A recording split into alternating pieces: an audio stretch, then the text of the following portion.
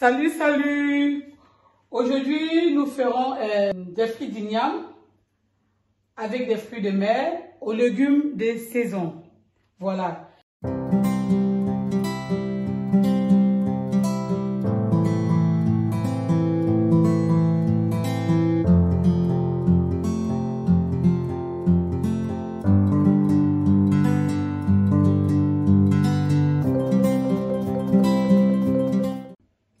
Je vais commencer par mettre du sel dans les ignames. Les ignames sont découpés, ils sont tout frais. On va les passer à la friture. Je les ai découpés en dés parce que je voulais bien ça comme ça. Et quand on fait frire les ignames, on les fait à un feu très réduit. Sinon, ils vont brûler sans cuire. Alors, dans une marmite préalablement chauffée, j'ai mis des oignons, un piment, un peu de paprika et des feuilles sèches de thym. Juste pour donner de l'arôme à mes oignons. Là maintenant, je suis en train de les faire blondir pour remonter le goût. Parce que quand les oignons sont blondis, le goût est toujours très bon quoi. Les oignons sont déjà pour moi assez blondis. J'ajoute du poivre au citron. Moi c'est le sel salé au poivre et au citron. C'est une préférence pour moi, je les aime bien pour le poisson ou bien pour les crustacés. Voilà, là c'est bon, je les sors du feu. Mais le piment, j'ai besoin de son arôme pour les prochains légumes. Je les conserve encore un peu. Je mets les paprikas, le poivron et c'est le même process. Les ignames sont presque dorés. Et dans de l'huile d'igname, j'ai ajouté un petit oignon juste pour parfumer les ignames. Parce que l'oignon, ça parfume toujours les fritures salées. Toujours remuer de temps en temps pour ne pas faire cramer. C'est très important. Mais pas trop remuer parce que quand on remue trop, ça va détruire les légumes et après, les légumes ne seront pas croustillants. C'est ça le problème. Remuer sagement, mais pas beaucoup. Ce qui est important, et ça c'est très bon à savoir, c'est d'utiliser toujours les marmites anti-adhésives. Pour les légumes, c'est l'idéal. À la fin, je mets un peu de sel également sur mes paprikas. Et dès que je le mets, je dois le faire sortir. Sinon, les légumes, comme je disais tout à l'heure avec les oignons, vont absorber le sel. Et ça fait une très grande teneur en sel, qui n'est pas bon pour la santé.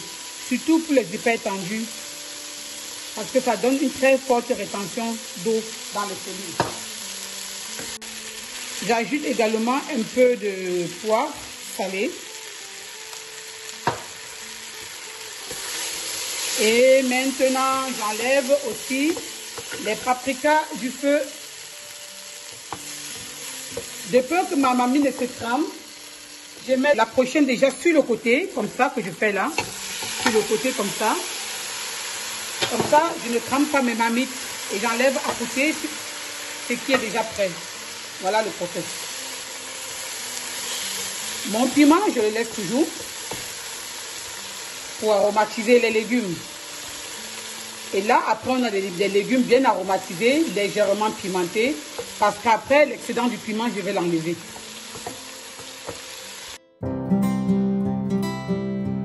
Le piment, il est facultatif. Pour ceux qui souffrent des ulcères gastriques, du mal d'estomac, des problèmes de foie ou bien des problèmes gastro-intestinaux, je préfère de ne pas manger du piment.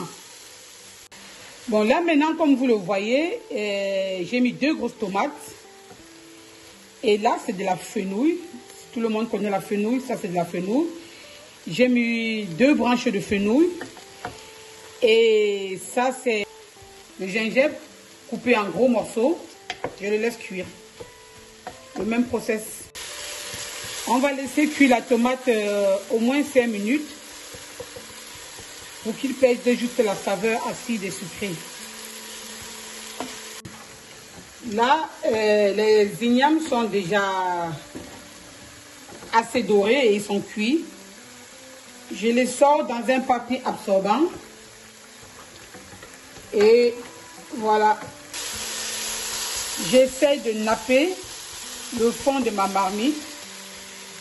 Et là-dedans, je dépose mes crustacés ou bien mes fruits de mer.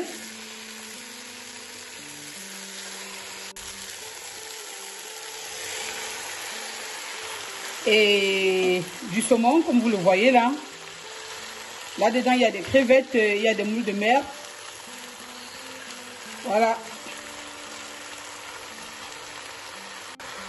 Sur le poisson, à feu très doux, je mets de la sauce de soja, comme vous le voyez.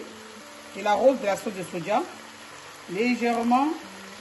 Parce que la sauce de soja aussi, il est salé. Hein? Donc quand vous achetez la sauce de soja, achetez de préférence les sauces de soja moins salées. J'ajoute légèrement du sel poivré sur du poisson. Et puis, j'ajoute un peu du miel sur du poisson. Oh, le secret de maman Tantine. C'est très intéressant pour le poisson. Et voilà.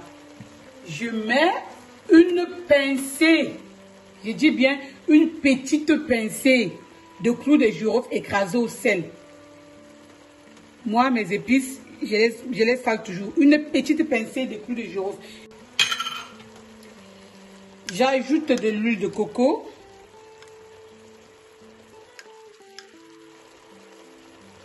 Et c'est ça qui donne le goût de ça.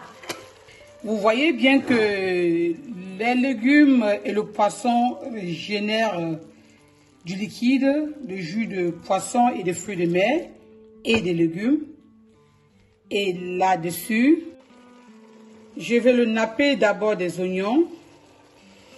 Parce que le goût des oignons dont on a cherché tout à l'heure là, c'était pour que ça entre bien dans les poissons.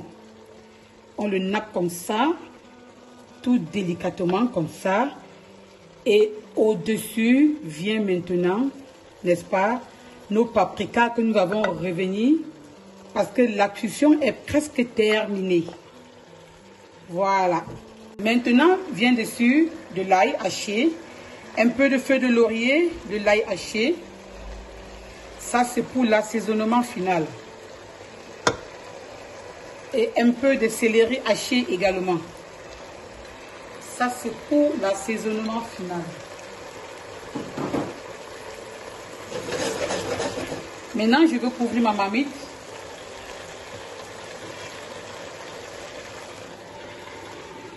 Et je le laisse mijoter à feu doux. Pour ajouter un peu de la couleur dans mon plat, j'ai pensé ajouter des courgettes. Je vous avais dit chez Comme Chef, il y a trop de spontanéité. J'ajoute un peu de la couleur avec des courgettes. Et j'ajoute également de la couleur avec les carottes. Ça me donne de la couleur dans le plat parce que j'adore les plats couleurs. Comme j'ai ajouté un peu de légumes pour donner de la couleur à mon assiette. Et ça, c'est la spontanéité Comme Chef. Je vais laisser cuire, disons, 3 minutes. Les courgettes, ça ne demande pas longtemps. Je laisse cuire 3 minutes. Et puis, on pourra le servir.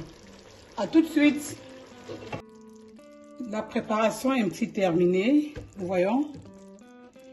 Nous allons maintenant passer au service.